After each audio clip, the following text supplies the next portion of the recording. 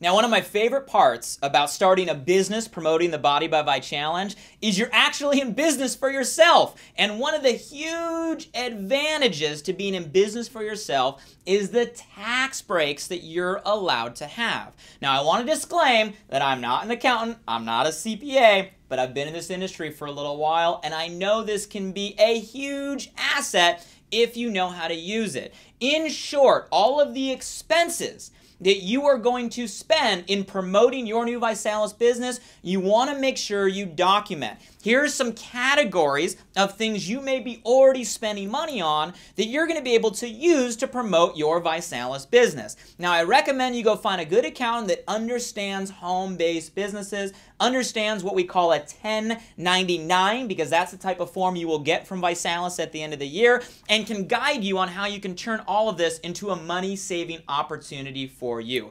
Here's a quick example, because when I got taught this at a young age, it totally shifted my paradigm on how I was able to earn income. You see, most individuals are employees, right? Most individuals get paid on what we call a W-2, right, or a W-4. Now, here's a simple example of how when you're an employee getting paid on a W-2 or W-4, you're actually the last one to get paid. You end up paying everybody else first, and you end up keeping what's left. What's a good income, say, in our country, of someone that would say, man, I'm making a decent income? Most people would say, if you're making $100,000 a year, that's a decent living, right? You're a six-figure-a-year earner. So let's say you're an employee right now, and you are making, right, $100,000 a year.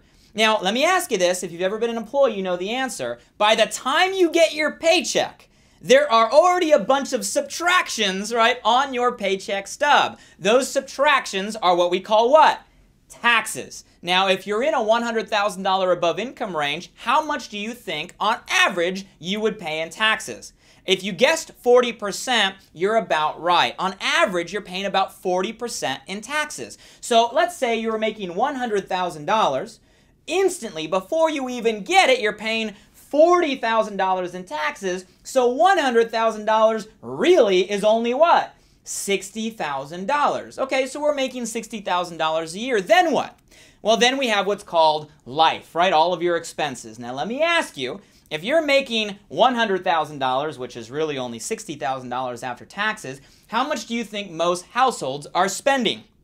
Well, if you guessed over 60, you're probably right, 65, 70 with what we call credit card debt. I know some of you guys can relate.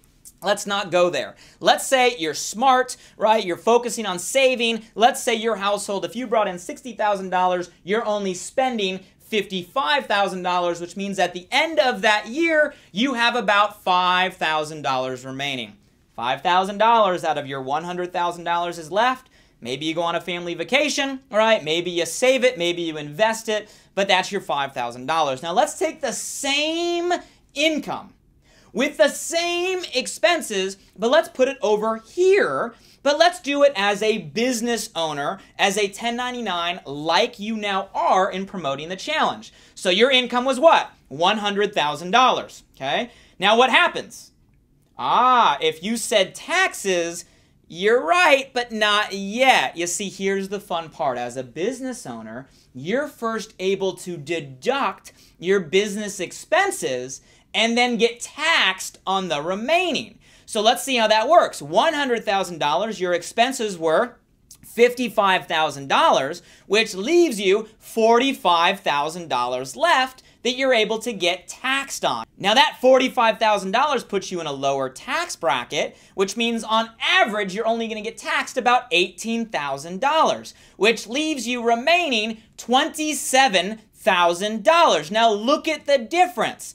$5,000, $27,000. Same income, same expenses, but the dollars are different. A dollar you make as an employee is actually less than a dollar you make as an entrepreneur. Now, the argument here would be, well, maybe you can't write off all your expenses. That's up to you and your accountant. But let's say it's only $15,000 left. That's still 3 times the income. Once I learned that, guys, I swore I would never earn $1 over here when it's not as worth as much as $1 over here. So congratulations for now taking that jump, becoming an entrepreneur and promoting the challenge. And in short, make sure you're documenting your expenses, because I just showed you how you could make or save, a penny saved is a penny earned, before you even start generating income from the ViSalus compensation plan.